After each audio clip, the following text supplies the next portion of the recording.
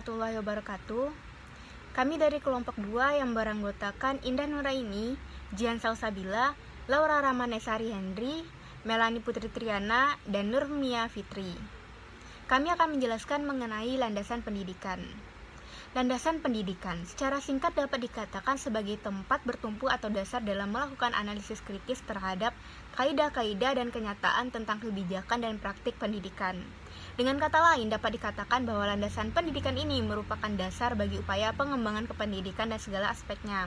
Dan terdapat beberapa landasan yang dapat dijadikan sebagai titik tumpu dalam melakukan analisis kritis ini. Yang pertama ini terdapat landasan religius. Landasan religius ini sangat penting dalam pendidikan karena negara kita adalah negara yang mengakui adanya Tuhan. Sebagaimana bunyi Pancasila yaitu pada sila pertama, ketuhanan yang Maha Esa. Jadi pendidikan ini tidak boleh keluar dari larangan agama ataupun menentang agama yang kita anut masing-masing. Landasan religius ini adalah seperangkat asumsi yang bersumber dari ajaran agama yang dijadikan titik tolak dalam pelaksanaan pendidikan. Dan karena mayoritas pendidikan Indonesia ini merupakan beragama Islam, saya akan membahasnya mengenai landasan pendidikan menurut Islam, yakni bersumber dari Quran hadis. Yang pertama itu terdapat dalam Al-Quran, salah satunya pada Quran Surah Al-Mujadalah ayat 11. Yang berarti Allah akan mengangkat derajat orang-orang yang beriman di antaramu dan orang-orang yang diberi ilmu beberapa derajat. Dan Allah Maha teliti terhadap apa yang kamu kerjakan. Dan selanjutnya di sini yang kedua dalam hadis riwayat Tirmizi, yang artinya barang siapa yang menghendaki kehidupan di dunia, maka wajib baginya memiliki ilmu. Dan barang siapa yang menghendaki kehidupan akhirat, maka wajib baginya memiliki ilmu. Dan barang siapa yang menghendaki keduanya, maka wajib bagi keduanya. Hadis riwayat Tirmizi. Baiklah, sekian dari saya. Selanjutnya materi mengenai sosiologis akan disampaikan oleh saudari Indah kepada Indah. Kami persilakan. Landasan sosiologis. Pendidikan merupakan proses sosial yang berlangsung dalam latar interaksi sosial. Dikatakan demikian karena pendidikan tidak dapat dilepaskan dari upaya dan proses saling mempengaruhi antara individu yang terlibat di dalamnya. Dalam posisi yang demikian, apa yang dinamakan pendidik dan peserta didik menunjukkan kepada dua istilah yang dilihat dari kedudukannya dalam interaksi sosial tersebut. Artinya, siapa yang bertanggung jawab atas perilaku dan siapa yang berperan penting dalam proses perubahannya. Karena itu, proses pendidikan untuk menunjukkan siapa yang menjadi pendidik dan siapa yang menjadi peserta didik secara permanen. Karena keduanya dapat saling berubah fungsi dan kedudukan. Ruang lingkup sosiologi pendidikan. Yang pertama, hubungan sistem pendidikan dengan aspek masyarakat lainnya. Yang kedua, hubungan manusia di sekolah. Yang ketiga, pengaruh sekolah pada perilaku anggotanya. Yang keempat, sekolah dalam komunitas yang mempelajari pola interaksi antara sekolah dengan kelompok sosial lainnya. Baiklah, sekian materi dari saya. Materi selanjutnya, materi tentang kultural yang akan dibacakan oleh Laura. Kepada saudari Laura, dipersilahkan. Selanjutnya yaitu landasan pendidikan kultural. Kebudayaan sebagai hasil karya manusia beserta hasil budi dan karya itu akan selalu terkait dengan pendidikan, utamanya belajar. Kebudayaan adalah hasil cipta dan karya manusia berupa norma-norma, nilai-nilai, kepercayaan, tingkah laku, dan teknologi yang dipelajari dan dimiliki oleh semua anggota masyarakat tertentu. Dalam Undang-Undang Republik Indonesia Nomor 2 Tahun 1989, Pasal 1 Ayat 2 ditegaskan bahwa yang dimaksud dengan sistem pendidikan nasional adalah pendidikan yang berakar pada kebudayaan bangsa Indonesia yang berdasarkan pada Pancasila dan Undang-Undang Dasar 1945. Kebudayaan dapat dibentuk, dilestarikan, dan dikembangkan melalui pendidikan. Baik kebudayaan yang berwujud ideal maupun teknologi dapat diwujudkan melalui proses pendidikan. Sebagai contoh dalam penggunaan bahasa, setiap masyarakat dapat dikatakan mengajarkan kepada anaknya untuk mengatakan sesuatu. Kapan hal itu dapat dikatakan, bagaimana mengatakannya, dan kepada siapa saja dapat mengatakan perkataan tersebut. Dengan kata lain, fungsi pokok setiap sistem pendidikan adalah untuk mengajarkan anak-anak pola tingkah laku yang sesuai esensial tersebut.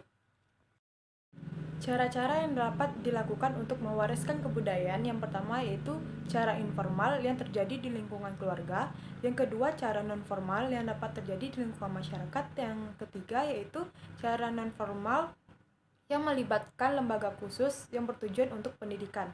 Adapun fungsi dari pendidikan, yang pertama yaitu fungsi penyaluran kebudayaan atau transmisi, yang kedua pelestarian kebudayaan, yang ketiga pengembangan kebudayaan atau transformasi. Jadi dapat disimpulkan bahwa landasan kultural dalam pendidikan yaitu landasan pendidikan yang berakar pada kebudayaan bangsa Indonesia. Sedangkan kebudayaan adalah hasil cipta dan hasil karya manusia berupa norma-norma, nilai-nilai, kepercayaan tingkah laku, dan teknologi yang dipelajari dan dimiliki oleh semua anggota masyarakat tertentu. Selanjutnya yaitu landasan pendidikan hukum yang akan dijelaskan oleh Nurmi. Kepada Nurmi dipersilakan. Selanjutnya landasan hukum. Landasan hukum atau landasan yuridis pendidikan dapat juga diartikan sebagai seperangkat konsep peraturan perundang-undangan yang berlaku dan menjadi titik tolak atau acuan yang bersifat material dan bersifat konseptual dalam rangka praktek pendidikan dan studi pendidikan. Jadi, landasan hukum pendidikan adalah dasar atau fondasi perundang-undangan yang menjadi pijakan dan pegangan dalam pelaksanaan pendidikan di suatu negara. Dan landasan hukum ini menjadi panduan pokok dalam pelaksanaan pendidikan di Indonesia. Peraturan yang satu dan yang lainnya seharusnya harus saling melengkapi. Permasalahan yang saat ini terjadi adalah perundangan dan peraturan yang belum sepenuhnya terlaksana dengan baik. Dilihat daripada batang tubuh Undang-Undang Dasar 1945 Pasal 31 Ayat 1 yang berbunyi, tiap-tiap warga negara berhak mendapatkan pengajaran. Tapi pada kenyataannya masih banyak warga negara baik dari kelompok masyarakat miskin, daerah tertinggal, dan sebagainya yang belum mendapatkan pengajaran seperti yang dimaksud dalam undang-undang tersebut. Tiap-tiap negara memiliki perundang-undangannya sendiri. Landasan yuridis atau landasan hukum pendidikan Indonesia juga mempunyai seperangkat peraturan perundang-undangan yang menjadi titik tolak sistem pendidikan di Indonesia, yang meliputi antara lain 1. Undang-Undang Dasar 1945, 2. Undang-Undang Dasar 1945 sebagai landasan yuridis pendidikan Indonesia, yang ketiga, Pancasila sebagai landasan ideal sistem pendidikan Indonesia, yang keempat, ketetapan MPR sebagai landasan yuridis pendidikan nasional, yang kelima, undang-undang dan peraturan pemerintah sebagai landasan yuridis pendidikan nasional, 6. Keputusan Presiden sebagai landasan yuridis pelaksanaan pendidikan nasional, 7. Yang ketujuh, keputusan Menteri sebagai landasan yuridis pelaksanaan pendidikan nasional. Yang kedelapan, instruksi Menteri sebagai landasan yuridis pelaksanaan pendidikan nasional. Itulah penjelasan dari landasan hukum. Selanjutnya, pengertian dari landasan psikologis yang akan disampaikan oleh Jihan. Baiklah, materi selanjutnya landasan psikologis. 1. Pengertian landasan psikologis. Psikologi berasal dari kata Yunani psyche yang artinya jiwa, dan logos berarti ilmu pengetahuan. Jadi, secara etimologi, psikologi berarti ilmu yang mempelajari tentang jiwa baik mengenai gejalanya, prosesnya, maupun latar belakangnya. Namun, pengertian antara ilmu jiwa dan psikologi sebenarnya berbeda atau tidak sama menurut Gerungan dalam Kodija tahun 2006. Karena ilmu jiwa adalah ilmu jiwa secara luas termasuk kelalaian dan spekulasi tentang jiwa itu. Sedangkan ilmu psikologi adalah ilmu pengetahuan yang mengenai jiwa yang diperoleh secara sistematis dengan metode-metode ilmiah. Dan menurut Witherington tahun 1982 halaman 10, bahwa pendidikan adalah proses pertumbuhan yang berlangsung melalui tindakan-tindakan belajar. Jadi landasan psikologis pendidikan adalah suatu landasan dalam proses pendidikannya yang membahas berbagai informasi tentang kehidupan manusia pada umumnya, serta gejala-gejala yang berkaitan dengan aspek pribadi manusia pada setiap tahapan usia perkembangan tertentu untuk mengenali dirinya dan menyikapi manusia sesuai dengan tahapan usia perkembangannya yang bertujuan untuk memudahkan proses pendidikan. Kajian psikologi yang erat hubungannya dengan pendidikan adalah yang berkaitan dengan kecerdasan, berpikir, dan belajar. menurut Tita Haja tahun 2005 halaman 106. Sedangkan menurut Pidarta Made tahun 1997, landasan psikologis pendidikan adalah asumsi-asumsi yang bersumber dari hasil studi disiplin psikologis yang dijadikan titik tolak dalam rangka praktik pendidikan, perkembangan individu atau development, dan bagaimana individu yang belajar atau learning. Yang kedua, perkembangan peserta didik sebagai landasan psikologis. Pemahaman tumbuh kembang manusia sangat penting sebagai bekal dasar untuk memahami peserta didik dan menemukan keputusan atau tindakan yang tepat dalam membantu proses tumbuh kembang itu secara efektif dan efisien. Baiklah, materi selanjutnya implikasi masing-masing dari landasan dalam pendidikan. Yang pertama, implikasi landasan religius. Pengaruh pemikiran Al-Ghazali khususnya dalam dunia pendidikan Islam yang pada gilirannya terajut dengan formulasi murni keagamaan dan menjadikannya sebagai kekuatan utama konservatisme dan taklidisme seperti yang terjadi pada lembaga pendidikan pesantren di Indonesia. Dalam hal ini, contohnya pesantren secara fundamental menanamkan nilai-nilai akidah dan akhlak yang kokoh bagi anak didik. Para santri tidak hanya diajarkan tentang ilmu-ilmu keislaman secara teoritis, tapi juga dilatih dan dibiasakan untuk mempraktekannya dalam kehidupan sehari-hari di lingkungan pesantren, termasuk pola hidup sederhana.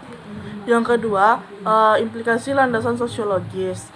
A. Konsep-konsep sosiologi tentang manusia menjadi dasar penyelenggaraan pendidikan. B. Masyarakat sebagai ekologi pendidikan atau sebagai lingkungan tempat berlangsungnya pendidikan. C. Pendidikan merupakan sosialisasi atau proses menjadi anggota masyarakat yang diharapkan. D. Implikasi sosiologis dalam pengembangan teori pendidikan. E. Mendorong lahir dan berkembangnya sosiologi pendidikan. F. Mendorong lahir dan berkembangnya ilmu pendidikan kependudukan. G. Mendorong lahir dan berkembangnya aliran sosiologisme pendidikan. Kenyataan menunjukkan bahwa masyarakat mengalami perubahan sosial yang sangat cepat, maju, dan memperlihatkan gejala desintegrasif. Yang ketiga, implikasi landasan kultural.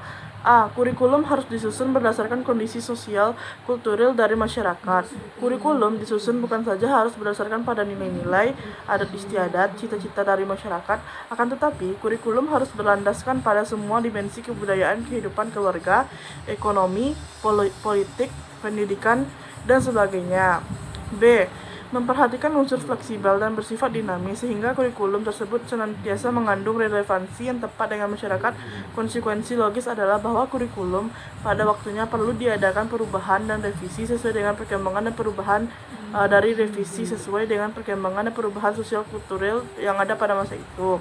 C. Program kurikulum harus disusun dan mengandung materi sosial budaya dalam masyarakat.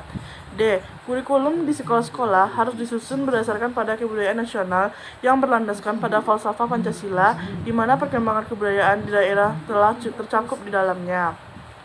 Yang keempat, implikasi landasan hukum dalam pendidikan. Sebagai implikasi dari landasan hukum pendidikan, maka pengembangan konsep pendidikan di Indonesia adalah sebagai berikut. A. Ada perbedaan yang jelas antara pendidikan akademik dan pendidikan profesional.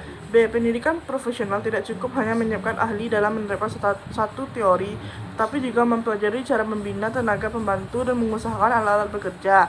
C. Sebagai konsekuensi dari beragamnya kemampuan dan minat siswa serta dibutuhkannya tenaga kerja menengah yang banyak, maka perlu diciptakan berbagai ragam sekolah kejujuran. D. Untuk merealisasikan terwujudnya manusia Indonesia seutuhnya, maka perlu perhatian yang sama terhadap pengembangan afeksi, kognisi, dan psikomotor pada semua tingkat pendidikan. E. Pendidikan humaniora perlu lebih menekankan pada pelaksanaan dalam kehidupan sehari-hari agar pembudayaan nilai Pancasila akan lebih mudah dicapai. F. Isi kurikulum molok agar disesuaikan dengan norma-norma, alat, contoh, dan keterampilan yang dibutuhkan di daerah setempat. G. Perlu diselenggarakan suatu kegiatan badan kerjasama antara sekolah, masyarakat, dan orang tua untuk menampung aspirasi, mengawasi pelaksanaan pendidikan untuk kemajuan di bidang pendidikan. Selanjutnya, implikasi landasan psikologis.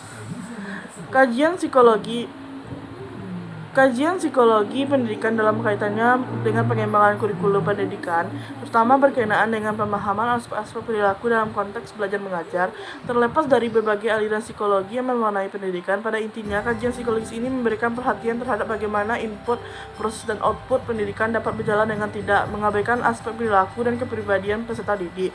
Secara psikologis, manusia merupakan individu yang unik. Dengan demikian, kajian psikologis dalam pengembangan kurikulum sangat memperhatikan keunikan yang dimiliki oleh setiap individu, baik ditinjau dari tingkat kecerdasan, kemampuan, sikap, motivasi, perasaan, serta karakteristik individunya. Baiklah, sekian materi yang dapat kami sampaikan. Kami ucapkan terima kasih. Assalamualaikum warahmatullahi wabarakatuh.